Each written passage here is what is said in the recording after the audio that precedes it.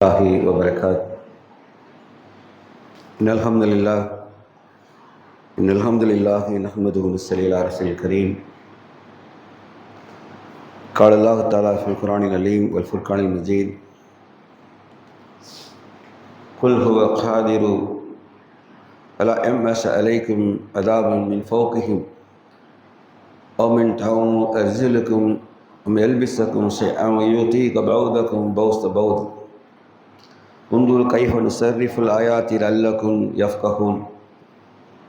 கண்ணியமிகுந்த எல்லாம் அல்லாஹ்வின் நல்லடியார்களே, அல்லாஹ்வுடைய அத்தாட்சிகள் என்ற தலைப்பில் நாம் தொடர்புரையாற்றி வருகிறோம். அல்லாஹ் ரப்புல் ஆலமீன் தனது வல்லமையை, ஆற்றலை திருக்குர்ஆனில் பல இடங்களில் சவாலாக சொல்கிறான். இறை மறுப்பாளர்கள், அல்லாஹ்வை ஏற்றுக்கொள்ளாதவர்கள் அல்லது அல்லாஹ்வுக்கு இணை வைக்கக்கூடியவர்கள் அல்லாஹ் சொல்லுகிற இந்த காரியங்களை தவிர்த்துவிட்டு அவர்களால் இந்த பூமியிலே வாழ முடியுமா என்பதைத்தான் அல்லாஹ் ரப்புல் ஆலமீன் அவர்களுக்கு சவாலாக வைக்கிறான்.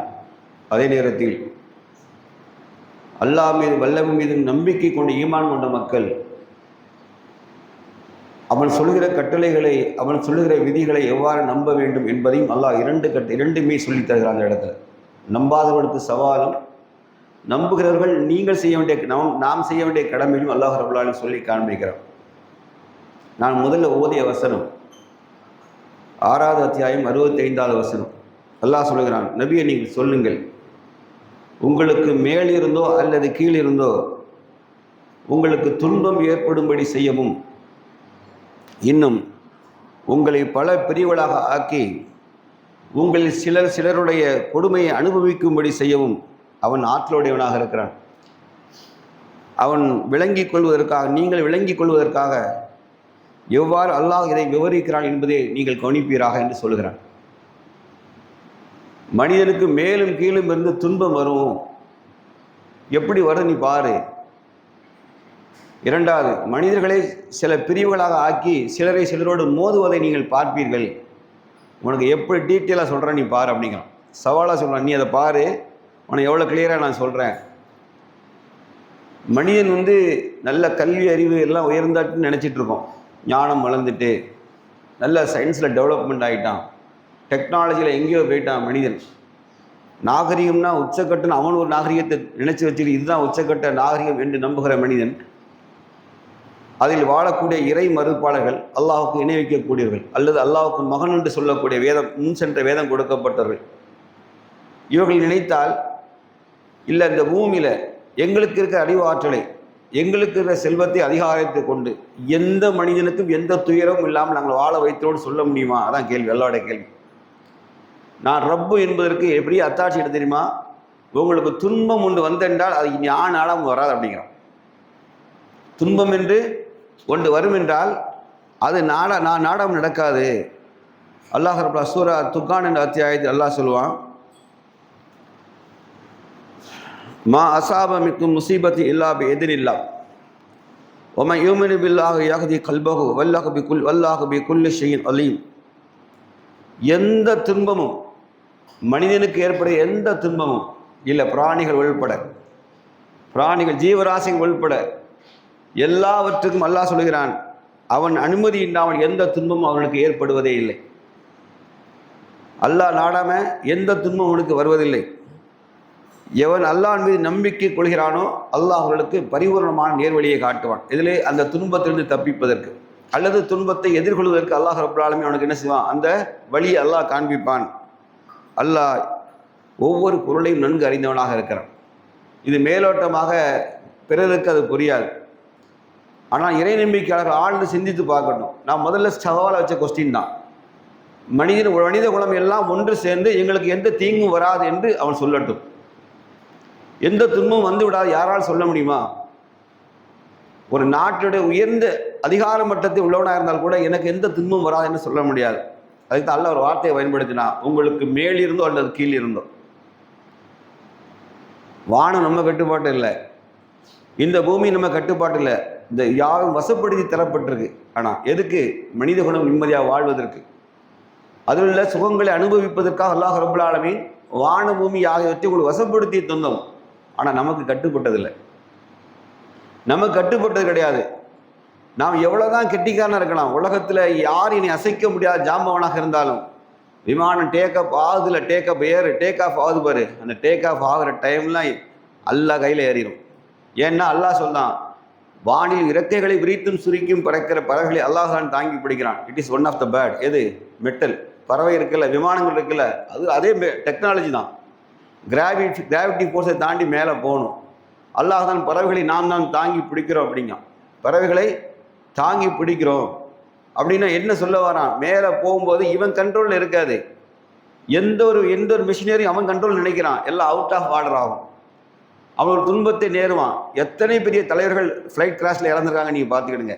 அவங்களுக்கு பூமியில் யாரும் கிட்டே நெருங்க முடியாது. அவன் வாழ்கிற பூமியில் அவன் தான் ஹையஸ்ட் பெர்சன். அவனுக்கு வேறு எந்த விதமான பிரச்சனையும் கிடையாது. அது ஒரு வகை என்றால் அல்லாஹ் வானத்திலிருந்து ஒரு துன்பத்தை இறக்கும் அப்படிங்கிறான். நல்லா நினச்சி பாருங்கள். மனிதன் நினைச்சா நிம்மதியாக வாழ முடியும்னு நினைக்கிறீங்களா? கிடையவே கிடையாது. மனிதன் நினைத்தாலும் நிம்மதியாக வாழ முடியாது. அல்லாஹ் வானத்திலிருந்து அவன் இயற்கையை ஒரு சீற்றத்தை ஏற்படுத்தினா போதும், பூமியை ஒரு புரட்டிடுவான். பூமியை மனிதன் எப்படி, நான் சென்னையில் மழை வெள்ளத்தில் தண்ணிக்குள்ளே இருந்துகிட்டே குடிக்க தண்ணி இல்லாமல் இருந்தாங்க. மழை வெள்ளம் நினைஞ்சி சென்னை ஊரே சிட்டிக்கு தண்ணிக்குள்ளே இருந்துச்சு, ஆனால் குடிக்க தண்ணி கிடையாது. தெரியுமா? இந்த தண்ணி ஃபுல்லாக மழை வெள்ளம் வந்து கெட்ட தண்ணியாக மாறிட்டு ஸ்மெல் வர ஆரம்பிச்சிட்டு குடிக்க தண்ணி இல்லாமல் மக்கள் எல்லாம் தவிக்கும். தண்ணிக்குள்ளே இருந்தே குடிக்க தண்ணி இல்லாமல் ஆகலாம். வானம் நம்ம கட்டுப்பாட்டில் இல்லை. அந்த மழையை ரஹமத்தை ஆக்குவதும் அதை தண்டனை ஆக்குவதும் அல்லாஹுடைய கையில் இருக்குது. அல்லாஹுடைய கையில் இருக்குது. அனல் காற்று, கோடை காற்று வீசுதில்லை. கோடை காற்று குறிப்பிட்ட டெம்பரேச்சருக்கு மேலே ஏறி போச்சுன்னா இங்கே இருக்க எல்லா பயிர்களும் வாடிடும். விவசாயி வயிற்றுல வாயில் அடிச்சுக்க வேண்டிதான், வயிற்றுல வாயில் அடிச்சுக்க வேண்டிதான். நம்ம கையில் எதுவும் இல்லை. மனிதன் நாடு அதை தடுக்கட்டும். அல்லாஹ் சொல்கிறான், நான் தான் கடவுள், நான் சொல்கிறத நீ நம்புறியா? அல்ல உனக்கு அறிவாட்டி கடவுள் இல்லைன்னு சொன்னதை தடுத்துப்பாரு. அது இல்லாமல் ஒரு பூமியை நீ உருவாக்கி பாரு. மனிதனால் முடியுமா? அல்லாஹ் சவாலாக சொல்கிற விஷயம். அல்லாஹ் சவாலை கேட்குறான். காஃபிர்கள் இந்த வசனத்தை எல்லாம் படித்து பார்க்கட்டும். அப்போ நாங்களாம் சேர்ந்து, நீங்கள்லாம் சேர்ந்து ஆலோசனை பண்ணுங்க. நீங்கள்லாம் சேர்ந்து அல்லாஹ்வுக்கு எதிராக ஒரு ஆலோசனை பண்ணி பாருங்கள். இல்லை நாமெல்லாம் குர்ஆனில் அல்லாஹ் இப்படி சொல்லுதான், முஸ்லீம்கள் நம்புகிற கடவுள் இப்படி சொல்கிறானே, நாமெல்லாம் அறிஞர்களாக ஒன்று சேர்ந்து, அல்லது உலக நாத்திகரெல்லாம் ஒன்று சேர்ந்து இணைஞ்சிருவோம். இது இல்லாத ஒரு பூமியை உருவாக்கலாம் சொல்ல முடியுமா? யாராலும் சொல்ல முடியாது, யாராலும் சொல்ல முடியாது. அல்லாஹ்வுடைய எல்லாத்துக்கும் மேலே மனிதனுக்கு நோய் இருக்குல்ல, நோய், கவலை, துக்கம், இதெல்லாம் அவன் மரணம், இவையெல்லாம் அவனை பீடிக்காத வாழ்வே மனிதனுக்கு இல்லை. இவையெல்லாம் சோதனையுடைய ஆயுதங்கள் தான், சோதனையின் கருவிகள் தான். எது? நோய், துக்கம், கவலை, மவுத். இது இல்லாத ஒரு மனிதன் இருப்பான் நீங்கள் நினைக்கிறீங்களா? நினைக்க முடியுமா? யூதன் ஒருவன் அல்லாஹ்வுடைய தூதர்கிட்ட வந்தான். காய்ச்சல் எப்படி வருதுன்னு கேட்டான். காய்ச்சல்னா என்ன அப்படி முகம்மதுன்னு கேட்டான். நபி ஸல்லல்லாஹு அலைஹி வஸல்லம் சொன்னாங்க, தோலுக்கும் சதைக்கும் நடுவே பரவுகிற சூடு அப்படின்னாங்க. தோலுக்கும் சதைக்கும் நடுவே பரவுகின்ற ஒரு சூடு என்றார்கள். அப்படியா அப்படின்னு கேட்டுக்கிட்டான். தலைவலிலாம் என்னன்னு கேட்டான்.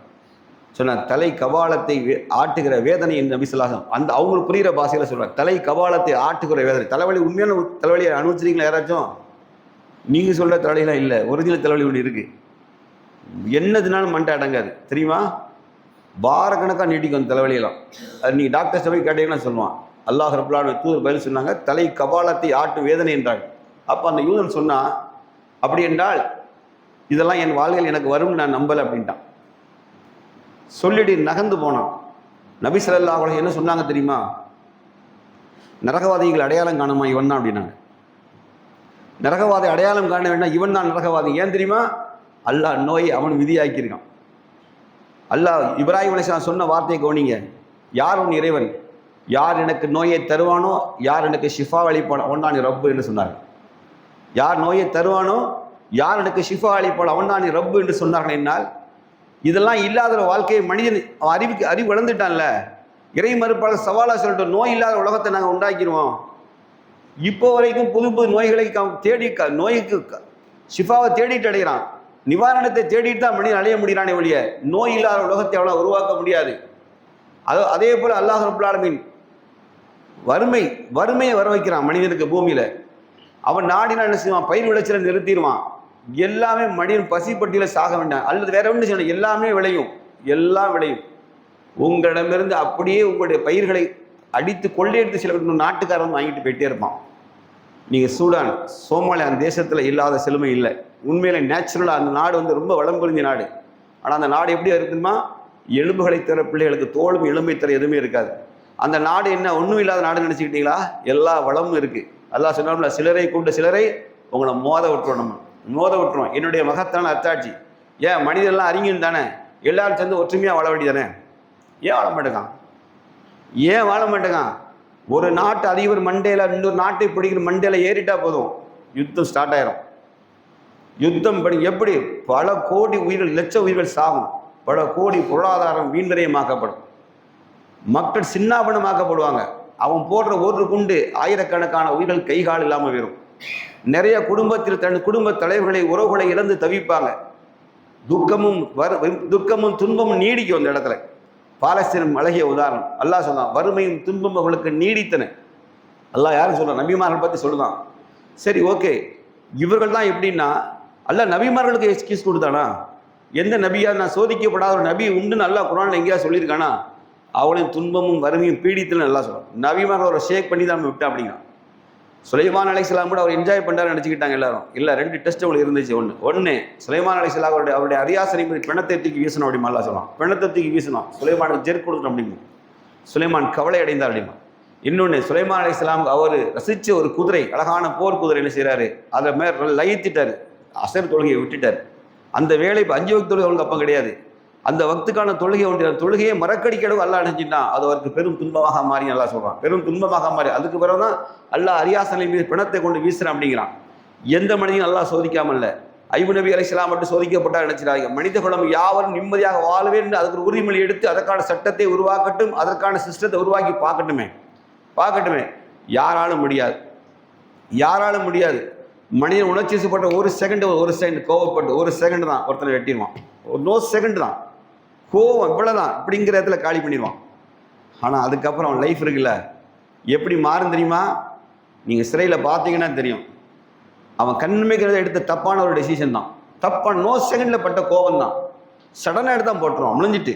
அப்புறம் நிதானத்துக்கு வரும்போது எல்லாம் முடிஞ்சிடும். வாழ்க்கையில் துன்பம் நீடிக்கும். எப்படி? அவனுக்கு மட்டும் இல்லை, அவனை மனு போட்டு வாக்களிக்கிற அந்த கம்பிக்கு வெளியில் மனைவி நிற்பா பாரு, செத்துருவான். அந்த குழந்தை பாவம், அதுக்கு இங்கே தகப்பன் ஜெயிலில் இருக்கானே தெரியாது, கையில் நின்றுக்கிட்டு அத்தாட்ட சிங்கல் கொடுக்கும். அவன் எப்படி தவிப்பான் நீங்கள் பாருங்கள். இந்த துன்பம் இல்லாத வாழ்க்கையை மனிதன் முடியுது அவனால்? முடியும் நீங்கள் நினைக்கிறீங்களா? அந்த வாழ்க்கை மோசமானது. மனைவி முன்னாடி கம்பீரமாக நிற்பான்.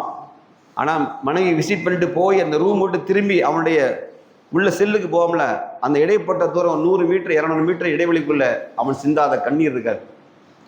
அந்த மனைவி இங்கேருந்து எவ்வளோ வேதனையாக கடந்து போவா தெரியுமா? இனி இந்த சட்டம் என்னைக்கு விடுவிக்கணும்னு தெரியாது, என்னைக்கு விடுதலைன்னு தெரியாது, என்ன நடக்கும் என்று தெரியாது. வாழ்நாள் ஃபுல்லாக அந்த குழந்தைக்கு பதில் சொல்லி வாழ்கிற துன்பமான வாழ்க்கை. எல்லா உணர்வு, ஆசை, பாசம் எல்லாம் சேர்ந்துருக்கு. எதையும் வெளிப்படுத்த முடியாது ஒரு பெண்ணால். புரியுதா? இது இல்லாத வாழ்க்கையை மனிதன் சொல்லட்டுமே. இல்லை, இந்த மாதிரி இல்லாத ஒரு வாழ்க்கையை நீங்களால் உருவாக்க முடியும் எந்த மனிதனால் சொல்ல முடியும்னு நினைக்கிறீங்களா? அல்லாஹ் சவாலாக சொல்கிறான், துன்பம் என்னது அனுமதி இல்லாமல் உனக்கு வராது அப்படின்னு.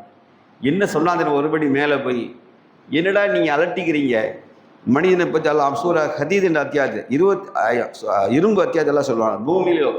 பூமியிலோ அல்லது உங்களிலோ எந்த துன்பம் ஏற்பட்டாலும் அதை நாம் உண்டாக்குவதற்கு முன்பே, அல்லாஹ் தன் வல்லமை எப்படி சொல்கிறான்? இந்த பூமியிலோ அல்லது உங்களிலோ எந்த துன்பம் ஏற்பட்டாலும் அது வருவதற்கு முன்பே லவ்ஹுல் மஹ்ஃபூல் ஏட்டில் நாம் அதை பதிவு செய்யாமல் இருக்கவே இல்லை. எப்படி சொல்கிறான் பாரு. துன்பம் அப்போ உண்டாக்குறதில்ல, இந்த துன்பம் என்பதை நான் முன்கூட்டி எழுதி வச்சுட்டேன். மனிதனுக்கு எல்லாம் விதியாக்கப்பட்டோண்டு. எவ்வளோ பெரிய வார்த்தை பாரு. அதான் அடுத்த வருஷம் சொல்லுவான் பாருங்க. மனிதன் துன்பம் ஏற்பட்டோன்னு அலட்டிக்கிறான்ல, அவனால் தாங்க முடியாமல் தவிக்கிறான்ல, அந்த துன்பத்தை எப்படி எதிர்கொள்ள தெரியாமல் முழிக்கிறான்ல, அல்ல அவனுக்கு ஆறுதலாக வார்த்தை சொல்கிறான். எப்பா லைஃப்பில் இதெல்லாம் உண்டுன்னு விளங்கு. காஃபீர் மாதிரி குதிக்காத. காஃபீர் எனக்கு ஒன்றும் நடக்காதியா அப்படின்னு நினைக்கிறான். அவன் தான் இறைவனை மறுத்தவன். ஒரு முஸ்லீம் என்ன நம்பணும்? வாழ்க்கையில் இன்பம் துன்பம் 2 உண்டு. இன்னமல் உஸ்ரின் உஸ்ரன் இன்னமல் உஸ்ரின் உஸ்ரா. துன்பம் உண்டு, அதற்கு நிச்சயமாக இன்பம் உண்டு நம்புகிறான். ஆனால் அல்லாஹ் துன்பம் ஏற்பட்டுட்டா நீ சொல்லாத, அது அல்லாஹ்வுக்கு மிக லேசானது. உங்களை விட்டு தவறிப்போன ஒன்றிற்கு, உங்களை விட்டு தவறிப்போன ஒன்றின் மீது நீங்கள் துக்கப்படாமல் இருக்கும். அல்லாஹ் உங்களுக்கு வழங்கிய அருட்கொடைகள் இருந்து அதை பார்த்து ரொம்ப மகிழ்ந்து நீங்கள் பொங்காதிருக்கும் அல்லாஹ் உங்களுக்கு இது உபதேசம் செய்கிறான். எதுக்கு? என்ன நல்லது கேட்டால் நான் லவ்ஃபுல் மகளை எழுதி வச்சிருக்கேன், நீ நினைச்சது அந்த பூமியில் நடக்காது. நீ நினைச்சது நடக்காது. நீ எத்தனை தொழுகையாளிகள் தலையில கீழே வச்சு காலை வானத்திட்டு வருஷமுள்ளா தொழு, வருஷமுள்ளா நோம்பு, சொத்தையை ஜக்காத்து கொடுக்க, இதெல்லாம் எதுவும் இஸ்லாத்துல கிடையாது. அப்படியெல்லாம் நீ நினைச்சு செஞ்சாலும் கூட நமக்கு விதியாக்கப்பட்ட துன்பம் சோதனையும் வராமல் அல்லாஹ் ரப்புல் ஆலமீன் எந்த மனிதன் விடுவதில்லை. ஏனென்றால் அவன் எஜமானன், அதை நிரூபிக்கிற இடம். அல்லாஹ் தனது வல்லமைன்னு சொல்லலாம். அல்லாஹ் ஒவ்வொரு வகுவலா குல்லிஷின் கதிர், அல்லாஹ் ஒவ்வொரு பொழுதிலும் மகத்தான ஆற்றல் உடையவன். அல்லாஹ்வுடைய ஆற்றல் என்ன சொன்ன, இப்படி தாண்டா உங்க ரப்பு, இது அல்லாஹ் சவாலா செய்ய என்ன அத்தாட்சிங்கிறான். அதான் சொல்றேன், உலகம்லாம் திரண்டு நாங்கள் நிம்மதியான வாழ்க்கையை தருவோம்னு சொல்லட்டுமே பார்ப்போம். இல்லை, முடியாது. எவனோ ஒருத்த மண்டையில உதிச்சா போதும். ஒருவன் செய்யற தவறு ஒரு குடும்பத்தை பாதிச்சிடும், ஒரு தலைவன் செய்யற தவறு ஒரு நாட்டை பாதிச்சிடும். 4 முட்டாள் நாட்டு தலைவர் ஒன்று சேர்ந்தா உலகத்தை அழிச்சிருவான். உலகமே துன்பந்தங்களை படுத்துரும். ஒரு விஞ்ஞானி செய்யற தவறு என்ன செய்ய தெரியுமா, மனித குலத்தில் பெரிய நோய் நொடியை கொண்டு விட்டுரும். ஒரு விஞ்ஞானி கண்டுபிடிப்பு மோசமானால் அவன் உருவாக்குற பயிரில் 1000 கேடுகள் உருவாயிரும். நீங்க நினைக்கிற மாதிரி கிடையாது. அல்லாஹ் ரப்புல் ஆலமீன் துன்பத்தை மனிதெல்லாம் சேர்ந்து அதை மடக்க நினைத்தாலும் அல்லாஹ் துன்பம் ஒன்று விதியாக்கிற யாராலும் தடுக்கிற அதிகாரம் யாருக்கும் இல்லை. சோதனை இல்லாத ஒரு வாழ்வு யாருக்குமே கிடையாது. குர்ஆன் சொல்லிச்சு, வல நப்லுவன்னக்கும் பிஷையின் மினல் ஹௌஃபி வல் ஜூஇ வல் நக்ஸி மினல் அம்வாலி வல் அன்ஃபுஸி வஸ்ஸமராத்தி வபஸ்ஸிரிஸ் சாபிரின். நிச்சயமாக எடுத்து அப்படி தான் ஆரம்பிக்கும். நிச்சயமாக உங்களை ஓரளவு பயத்தால், பசியால், பொருள்களின் நஷ்டத்தால், உயிர்களின் நஷ்டத்தால், விளைச்சல்களின் நஷ்டத்தால் நிச்சயமாக நாம் சோதிக்கிறோம். உங்களில் பொறுமையுடையவர் யாருன்னு அறிந்து கொள்வதற்காக. இந்த சோதனையின் காரணத்தை எல்லாம் தெளிவாக சொல்லிட்டான். எதற்கு, யாருக்கு இது வரும், இந்த காரணம் யாருக்கு பொருந்தும்? 2 வகை நான் ஸ்டார்டிங்கில் சொன்னேன். ஒன்று அல்லாஹ்வை மறுக்கக்கூடிய இணைவிக்கக்கூடிய கூட்டம், இன்னொன்று அல்லாஹ்வை நம்பக்கூடிய கூட்டம். அல்லாஹ்வை நம்பக்கூடிய கூட்டத்தை சொல்லுதான் நிச்சயமாக உங்களை சோதிப்பது. இதற்கு பஷ்ஷிரில் மூமின், உங்களை சுபசெய்தி சொல்வதற்கு. யார் பொறுமையுடையவர்னு அறிந்து கொள்வதற்காக, பொறுமையுடைய யாருன்னு தெரிந்து கொள்வதற்காக.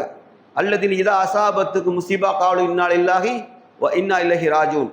இவர்கள் சொல்லுவார்கள், இந்த சோதனையெல்லாம் அல்லாஹ்வின் புறத்து தான் வந்ததுப்பா, நான் அவன் புறமே மீள்கிறோம், அவன் தான் தந்தான் மீள்கிறோம் என்று சொல்லுவார். அல்லாஹ் டெஸ்ட் வைக்கிறான் யார, மூமினுக்கு துன்பம் உண்டு சோதனை உண்டு நம்பினால் அவன் இறை நம்பிக்கையாளன். ஆனால் அவன் என்ன சொல்லணும், இது என் ரப்பன் பிறந்து வந்ததுதான் என்று சொல்லும். பொறுமையை கடைபிடிக்கணும். அல்லாஹ் சொல்லி காமிக்கான். இறை மறுப்பாளர்கள் சொல்றான் இதெல்லாம் கிடையாது அப்படின்னு நம்புறியா, முடிஞ்சா நிறுத்துங்க, முடிஞ்சா நிறுத்திடா. உலகம் உள்ள ஒரு பீஸ் மீட்டிங் போட்டதில்ல, பீஸ் கமிட்டி உலகம்லாம் சேர்த்து அமைதியான வாழ்க்கையை கொடு மனிதனுக்கு. உன்னால முடியாது. உலகமெல்லாம் சேர்ந்து நோய் இல்லாத வாழ்க்கையை காட்டு, முடியாது. உலகம் இல்லாத பஞ்சம் இல்லாத வாழ்க்கையை காட்ட முடியாது. இயற்கையை நம்ம கண்ட்ரோல் இல்லை. வான பூமி அதிகாரம் எல்லாம் அல்லாஹ் கையில் இருக்கு.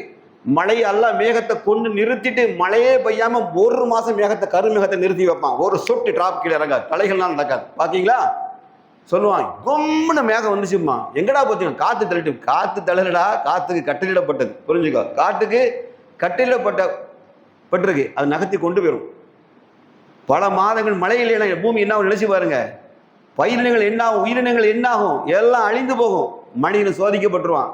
அப்போ தானா வறுமையும் பிணியும் வந்துடும். நல்லா வறுமை வந்துடும், அதை தாண்டி அடுத்தால பிணியும் வந்துடும்.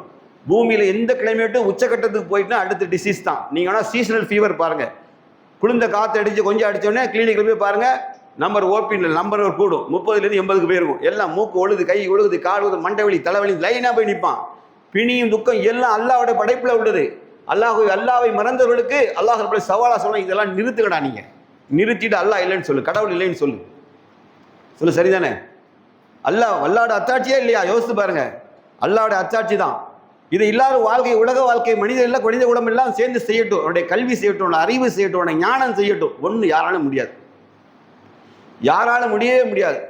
அல்லாஹ் ரப்புல் நபிமார்களை ஆட்டி படைத்து அப்படிங்கிறான். அப்படிதான் அந்த வசனத்தை சொல்லுது.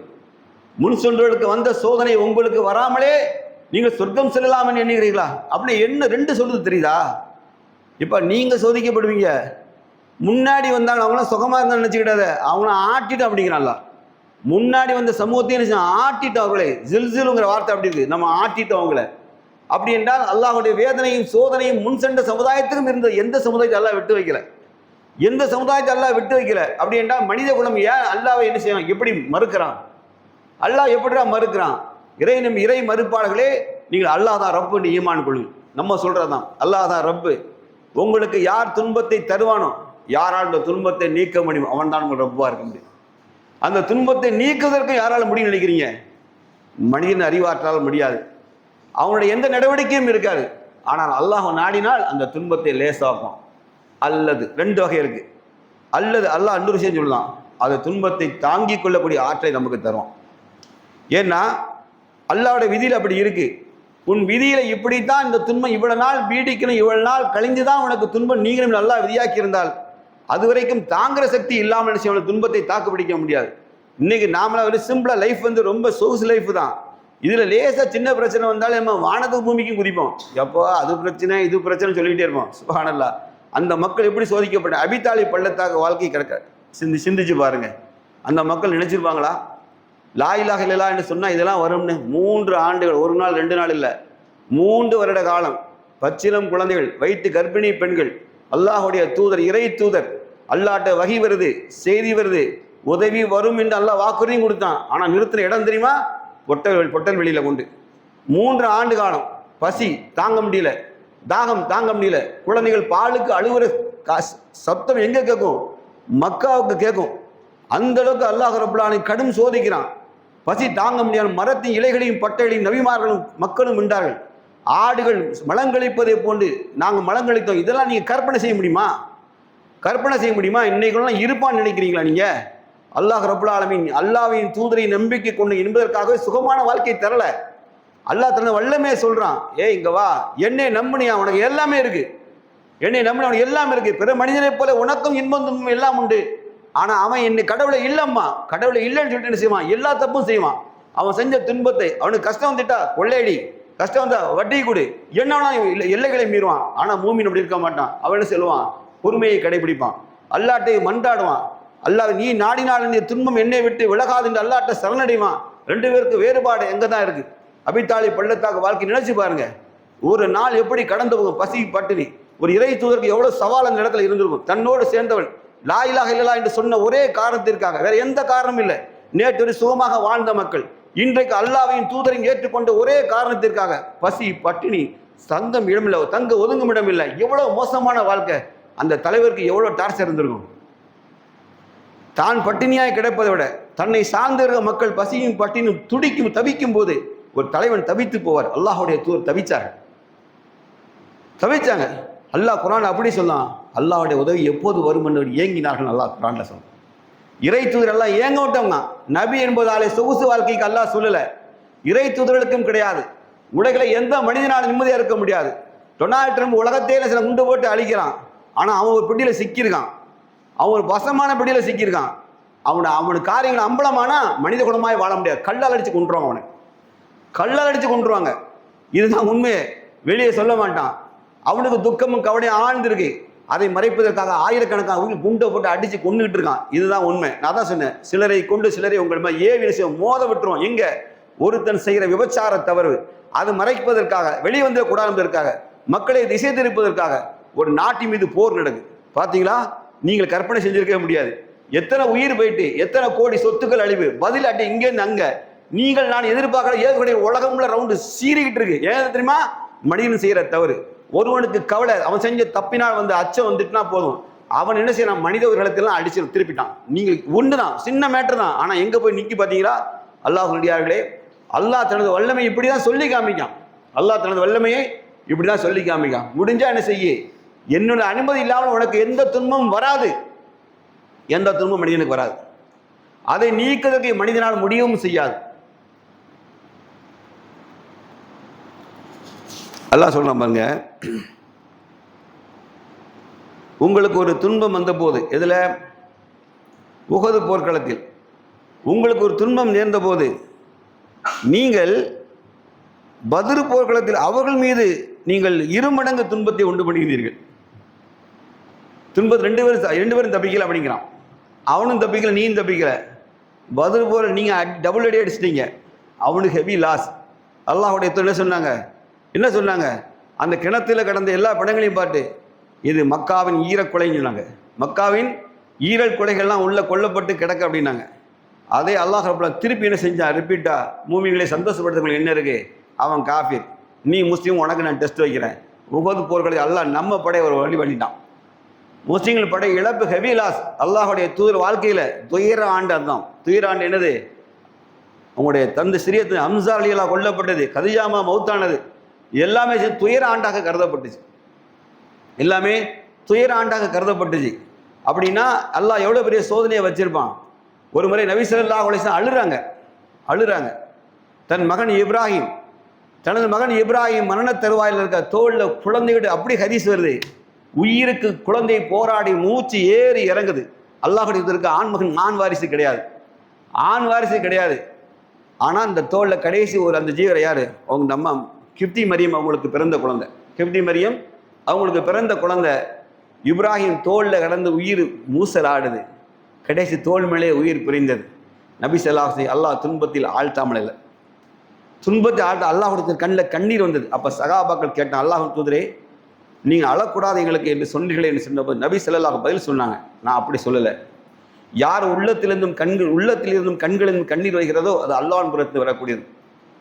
சப்தமிட்டு கொண்டும் ஒப்பாரி வைத்துக் கொண்டும் யாரிடத்தில் சத்தமாக ஒப்பாரி வைத்து அழுகிறார்களோ அது ஷைத்தான் புறத்து வரக்கூடியதான். ஒரு முஸ்லீம் தானா கண்ணில் கண்ணீர் சிந்திடுவான். துக்கமும் கவலையும் அல்லாஹ் ரப்பல் அவன் புறத்தை தர்றது. ஒரு வினாடி அல்லாஹ் நடத்த சந்தோஷப்படவும் வைப்பான். அல்லாஹ் நாடினா அதை சந்தோஷப்பட வைப்பான். மனிதன் ஒரு நல்ல ஹாப்பி மூமெண்ட்டில் இருக்கான் வச்சுக்கிடுமே, ஒரு ஹாப்பி சந்தோஷமான மூமெண்ட்டு, ஒரு ஜஸ்ட் ஒரு ஃபோன் கால் தான் வரும். நல்லா பேசிக்கிட்டே இருப்பான். சடனாக ஒரு ஃபோன் வரும், அட்டன் பண்ண மூஞ்சி மாறும் பாருங்க, முகம் மாறும்.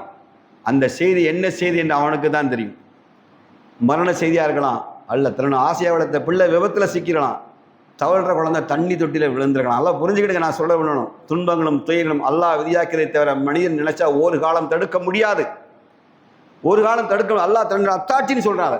அல்லாஹ் குல்லி ஷீன், அல்லாஹ் ஒவ்வொரு பொருள் மீது மகத்தான ஆற்றலுடைய. ஒரு குழந்தை, எங்கள் அம்மா சொல்கிறாங்க, என்னோட மாமி பையன் அப்போவே 3 மாடி வீடு, எங்கள் பெரியப்பா வீடும் தவந்து போய், அப்போ அந்த காலத்தில் பார்த்தீங்களா இப்படி கம்பி பால்கனியில் கம்பியுமே போட்டிருப்பாங்க, அதில் ஊசியாக கம்பி கொடுத்துருப்பாங்க, யாரும் வெளியே ஏறி உள்ளே ஊசிடக்கூடாதுங்க. 3 மாடி கட்டடத்து மேலே இவன் சின்ன பையன் ஏறி சட்டையில் தொங்கிட்டு இருக்கான். அப்படியே சட்டையில் தொங்கிட்டு இருக்கான். சத்தம் மட்டும் எங்கேருந்து சொந்தன்னு தெரியல, எல்லாம் கீழே கீழே தேடுறாங்க. நான் சொல்ல புரியுதா?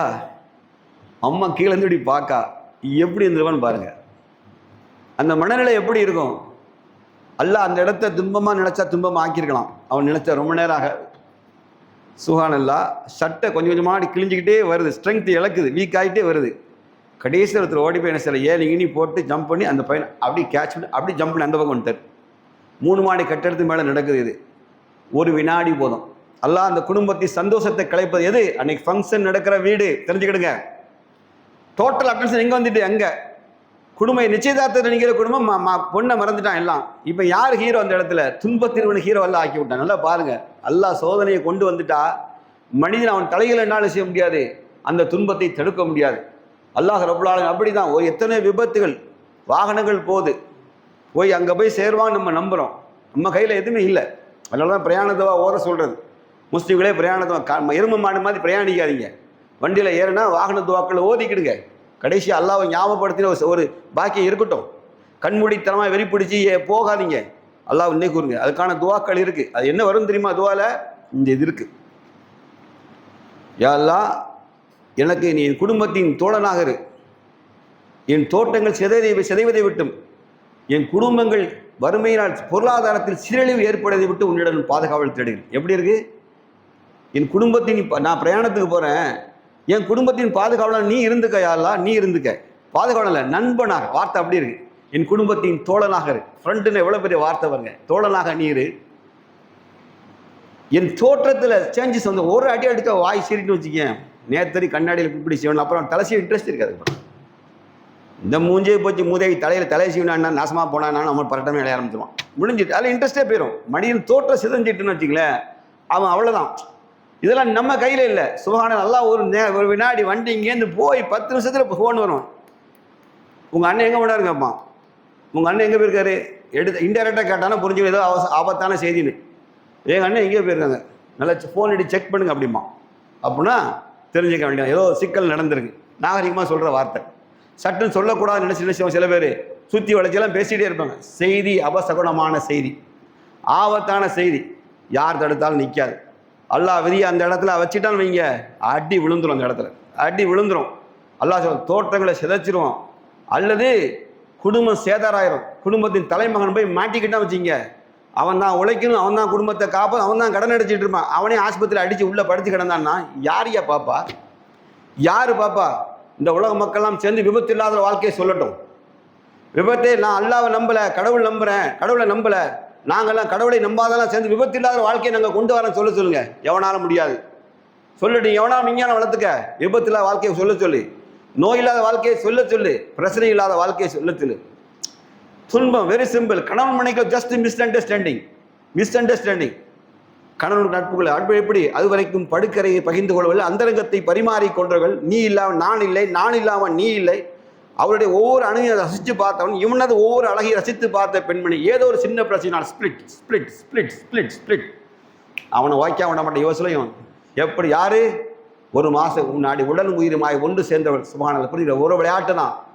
அப்போ ரம்ஜான் வரும், இவன் அம்மா வீட்டில் இருப்பான், இவன் அம்மா வீட்டில் இருப்பா. அந்த ரமலான் அவங்களுக்கு இல்லை துன்பம். புரிஞ்சுக்கிடுங்க. அந்த வலியும் வேதனை அவளுக்கு தான் தெரியும், அவனுக்கு தெரியும். ஆனால் குடும்பம் சேர விட மாட்டாங்க.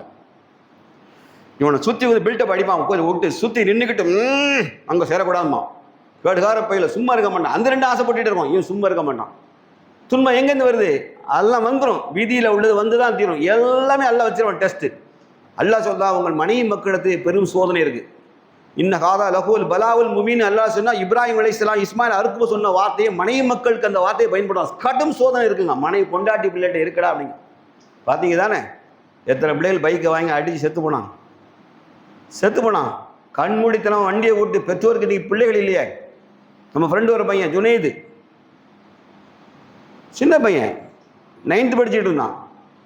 பாப்பா பைக்கை விட்டுட்டு வீட்டுக்குள்ள தான் போயிருக்காரு. இந்த கிறுக்கன் சாய் வச்சுட்டு போயிருக்கான். டப்புன்னு தூங்கினா போன ஸ்பீடில் போய் உடனே குயிக்க அத்தா வெளியே வர்றதுக்குள்ளே வெளியே வரும் பிளான் பண்ணி என்ன பண்ணான், வண்டியை போனால் ஆட்டோவில் கொண்டு அடிச்சிட்டான். பிள்ளைக்கு இடுப்பு கீழே செயல்படலை. இப்படிக்கு லைஃப் க்ளோஸ். இடுப்பு கீழே செயல்படாது. துக்கம் காலமெல்லாம் பெற்றோருக்கு பார்த்து பார்த்து பார்த்து பார்த்து வாப்பாவும் அழுதுகிட்டே இருக்கான். வாலிப பையன் இடுப்பு கீழே செயல்படாது. காலை தூக்கி இவங்க வைக்கணும், இந்த காலத்துக்கு வைக்கணும். புரியுதா? துன்பமில்லா வாழ்க்கையை மனிதன் சொல்லட்டுமே. அல்லாஹ் ரப்பல் ஆலமீன் சவாலாக சொல்கிறான். நீங்கள் முடிஞ்சா துன்பமில்லா வாழ்க்கையை சொல்லு, சோதனை இல்லாத வாழ்வை காட்டு. இது அல்லாஹுடைய மகத்தான